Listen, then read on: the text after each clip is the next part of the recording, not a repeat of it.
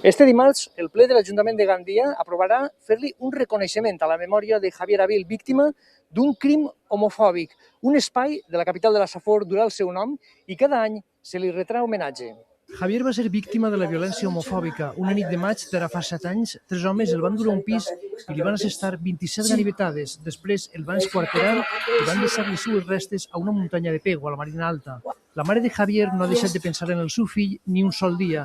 Ningú pot llevar-li el dolor que continua sentint, però aquest reconeixement és una victòria contra l'oblit. Per mi una alegria molt gran, perquè és una de les coses que jo pensava que molt xiqueta havia quedat en l'olvido ja. I no n'hi ha dret a això.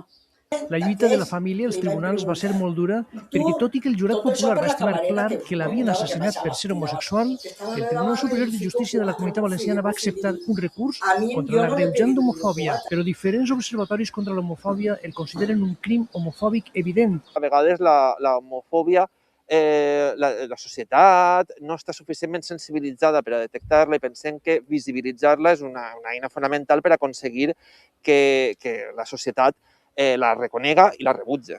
A pocs dies que se celebra el Dia de l'Orgull Gai, consideren que aquest reconeixement és un símbol que permet avançar en la lluita contra l'homofòbia.